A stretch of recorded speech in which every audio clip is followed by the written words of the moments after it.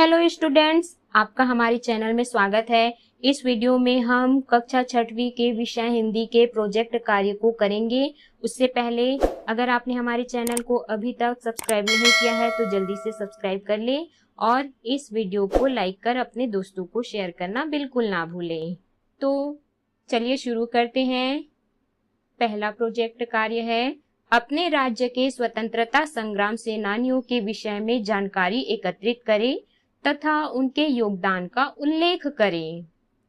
तो इसका उत्तर होगा, छत्तीसगढ़ राज्य के स्वतंत्रता संग्राम सेनानी हैं वीर नारायण सिंह, वीर गुंडाधुर, गेंद सिंह, ई राघवेंद्र राव, ठाकुर प्यारेलाल सिंह, घनश्याम सिंह गुप्त, डॉक्टर खूबचंद बघेल, पंडित माधवराव सप्रे, छोटेलाल श्रीवास्तव, रविशंकर शुक्ल, सुंदरलाल शर्मा, ठाकुर छेदीलाल, यति यतनलाल, पंडित देवी प्रसाद व्यास, नरियार और हनुमान सिंह। तो यहाँ पे सबसे पहले उनके योगदानों के बारे में हम जानेंगे। वीर नारायण सिंह छत्तीसगढ़ के पहले स्वतंत्रता सेनानी के तौर पर जाने जाने वाले वीर नारायण सिंह का जन्म 1795 में हुआ था। 1857 में हुई क्रांति में उन्होंने अपना योगदान दिया था। इस क्रांति में उन्हें 10 दिसंबर 1857 में जय स्तंभ चौक रायपुर में फांसी दी गई थी। नारायण सिंह को वीर की उपाधि ब्रिटिश सरकार द्वारा उनकी बहादुरी को देखते हुए दी गई थी।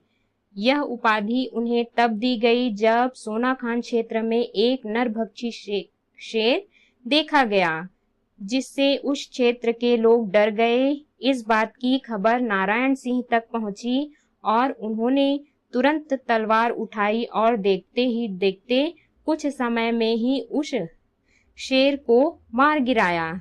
उनकी इस बहादुरी के लिए उन्हें वीर की उपाधि दी गई।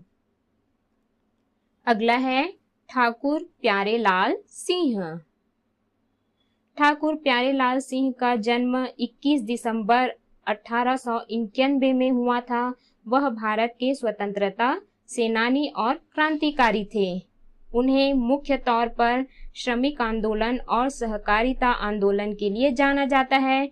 इसी के साथ उन्होंने हिंदू मुस्लिम एकता, नमक कानून तोड़ने और दलितों के उत्थान के लिए कार्य करने के लिए जाना गया। उनके इस योगदान के लिए उन्हें त्याग मूर्ति के नाम से सम्मानित किया गया। अगला है सुंदरलाल शर्मा। छत्तीसगढ़ के गांधी के नाम से जाने जाने वाले सुंदरलाल शर्मा का जन्म 21 दिसंबर 1881 में हुआ था। उन्होंने असहयोग आंदोलन में हिस्सा लिया। इस आंदोलन में हिस्सा लेने वाले छत्तीसगढ़ के वह पहले व्यक्ति थे। 1920 में रायपुर में गांधी जी का आगमन हुआ। गांधी जी के रायपुर के दौरे से पहले से ही सुंदरलाल शर्मा जी राजनीति में सक्रिय भूमिका निभा रहे थे। 1902 में सुंदरलाल शर्मा ने नाहर सत्याग्रह की शुरुआत की। इसी के साथ ब्रिटिशों द्वारा लिए जाने वाले सिंचाई कर का भी इन्होंने विरोध किया। अगला है डॉक्टर खूबचंद बघेल। खूबचंद बघेल का जन्म 19 जुलाई 1900 में रायपुर में हुआ था। उन्होंने मेडिकल की शिक्षा ली थी। बघेल गांधी की विचारधारा से बहुत अधिक प्रभावित थे।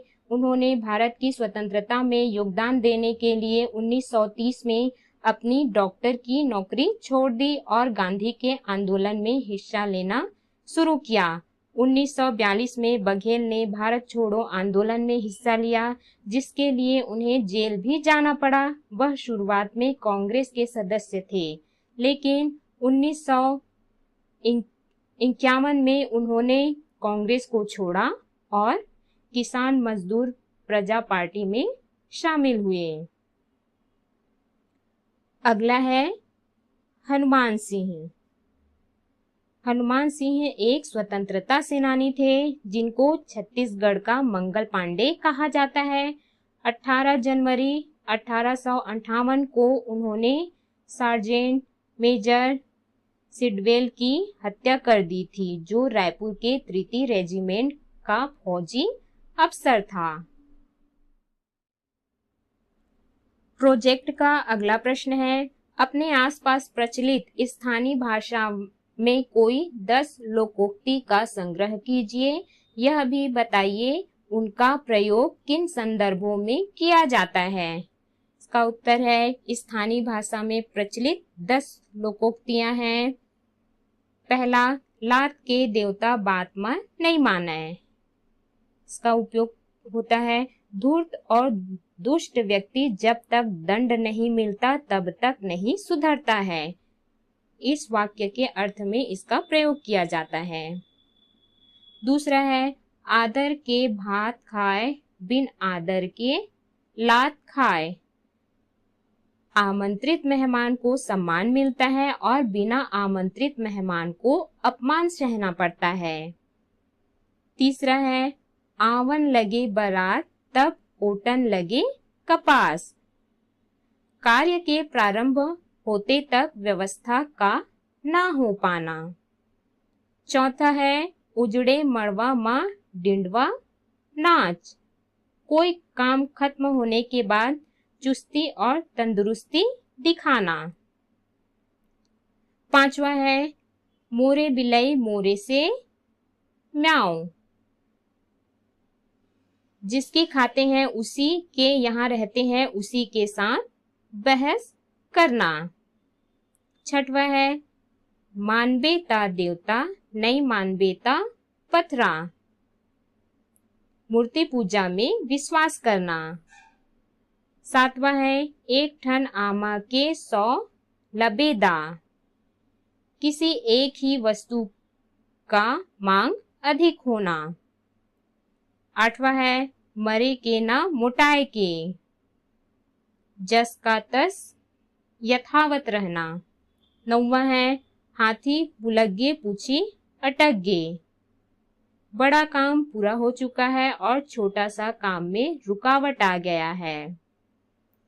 10वां है, एक धान के 2 भूसा।